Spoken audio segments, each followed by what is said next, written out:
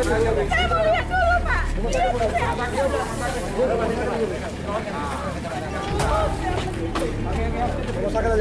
Mana nih, Pak?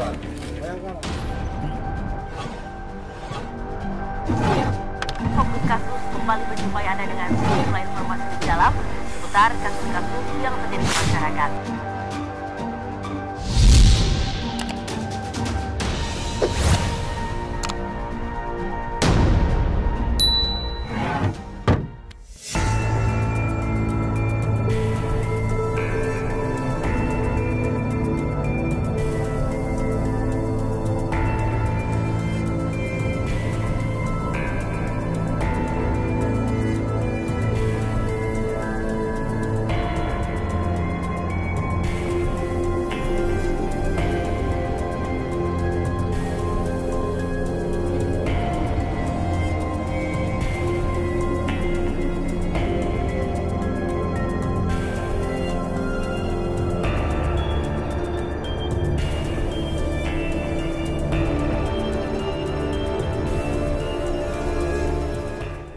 Kamar nomor 9 di Wisma Helvikona, Medan Tuntungan ini menjadi perhatian banyak orang.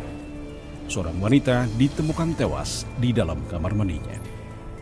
Polisi mendapatkan laporan dari pengurus Wisma ini mengenai temuan mayat wanita berkulit putih itu. Kita temukan seorang wanita ya, yang berada di kamar. Kemudian kami sudah berkoordinasi dengan pihak Idjen Polrestabes dan Lapor Polda Sumut. Kita sudah melakukan olah TKP. Jadi nanti kita masih menunggu hasil dari pihak Lapor dan unit Idjen.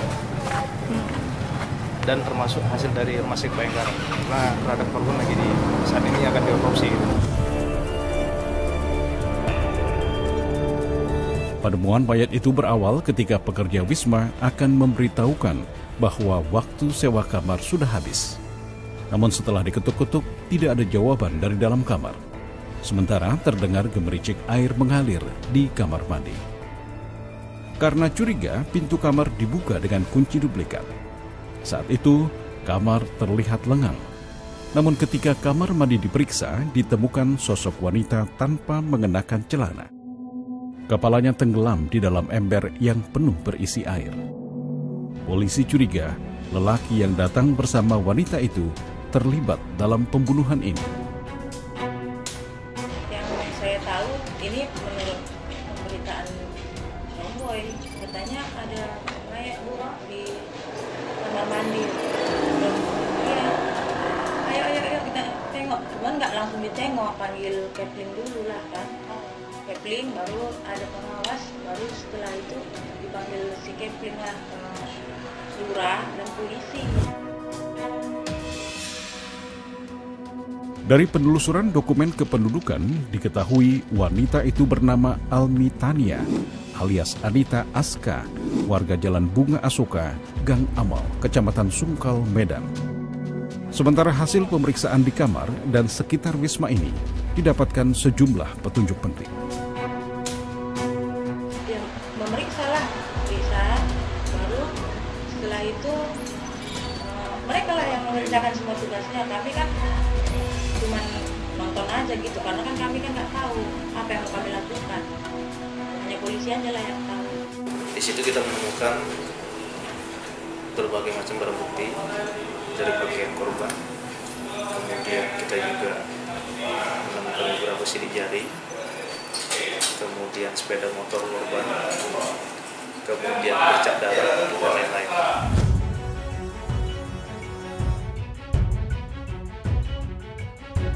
Polisi juga mendapatkan rekaman kamera pengawas milik Wisma tempat mayat ditemukan dan kamera pengawas di jalan yang berada di sekitar TKP.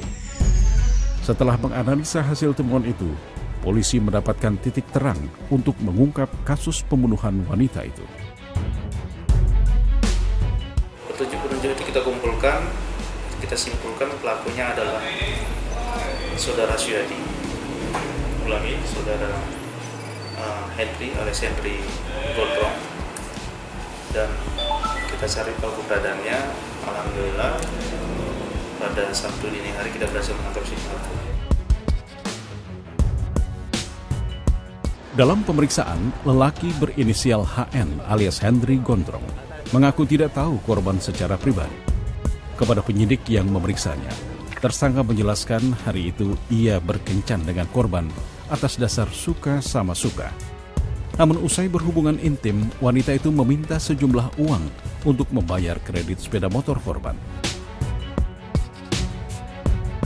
Motifnya ini bahwa si pelaku ini pernah memberikan janji terhadap si korban, janji berupa sanggup membayar cicilan sepeda motor korban.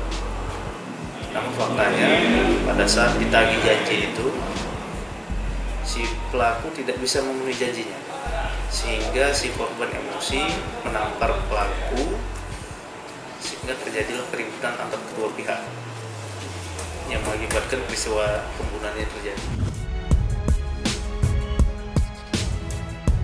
Tersangka yang kesal setelah ditampar oleh korban bangkit amarahnya hingga hilang kendali. HN menganiaya kekasih gelapnya itu hingga meregang nyawa. Berdasarkan fakta-fakta yang kami temukan, bahwa pelaku menghabisi korban dengan cara menganiaya korban, memukul wajah korban, kemudian mencekik korban, kemudian menjerat leher korban dengan tali pinggang korban sendiri. Dan itu juga didukung dengan hasil otopsi yang kita lakukan.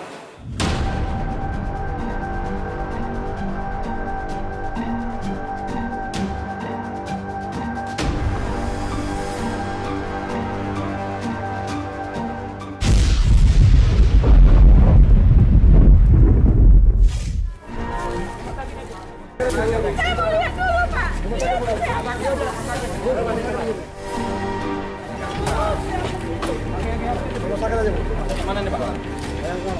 Di awal penemuan mayat wanita itu, polisi kesulitan melacak identitas korban karena tidak ada jati diri di TKP.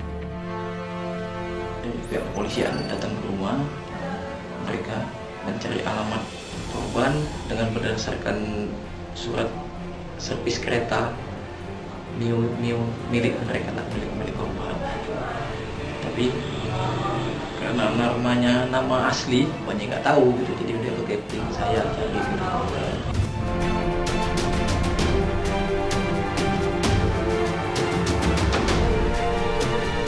Korban di lingkungan tempat tinggalnya dikenal sebagai seorang pekerja keras.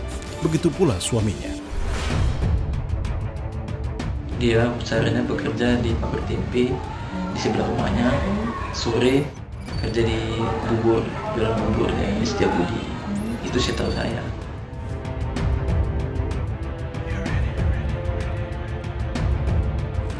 Korban menikah dengan seorang warga Gang Amal, Kecamatan Sunggal, Medan pada 15 tahun yang lalu. Kehidupan mereka terbilang harmonis. Pribadi mereka kan saya belum pernah melapor kemari lah, nggak pernah melapor sih, bahasa mereka pernah cekcok gitu, belum pernah melapor.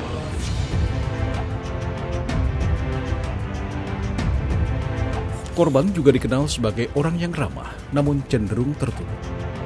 Warga setempat tidak menduga hidup korban akan berakhir tragis.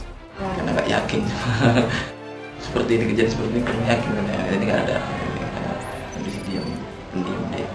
Dia tinggal dengan suaminya, anaknya 2, ya layaknya rumah tangga dengan keluarganya. Udah berapa lama punya? Sudah. Kalau suaminya dari kecil di sini tinggal, dia kan ini dia tinggal di keluarga suami. Nah, jadi sebelum menikah langsung di sini tinggal terus.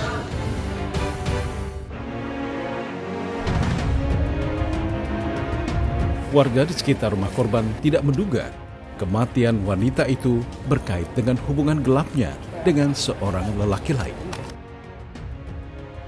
Keterangan saksi juga pengakuan si pelaku sendiri, mereka sudah berhubungan 4 tahun. Pelaku menjelaskan mereka hanya hubungan teman, mantan mesra, karena juga pernah melakukan hubungan badan antara kedua pihak. Saya kurang tahu kalau itu, karena tertutup, orang itu tertutup, pendiam. Jadi korban ini sudah memiliki suami dan sudah memiliki 2 orang anak. Namun berdasarkan keterangan dari si pelaku mengatakan pada saat dia ketemu sama korban menjelaskan bahwa dia sudah bercerai. Dia memiliki status janda. Karena itu, warga di sekitar rumah korban menjadi berang ketika akan dikonfirmasi mengenai pernyataan tersangka itu. Mereka menganggap hubungan gelap itu sebagai sebuah aib.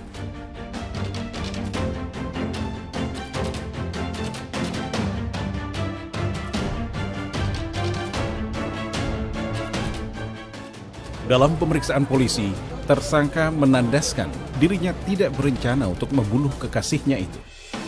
Kendati ada barang berharga korban yang diambil, HN menyangkal dugaan dirinya mengambil paksa barang milik wanita beranak 2 itu. Dia ditemukan di dalam kamar hotel Helvikona, tepatnya di kamar mandi yang berada di dalam kamar tersebut, dengan posisi yang bersangkutan berada di dalam ember tempat penamuan air. Posisi kepalanya berada di dalam, kakinya berada di atas.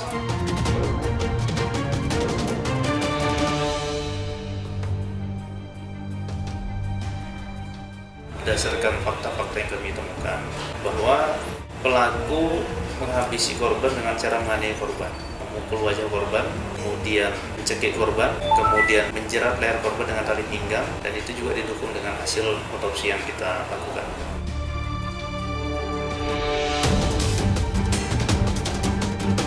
Penyelidikan polisi belum menemukan adanya pelaku lain yang membantu tersangka dalam kasus pembunuhan ini.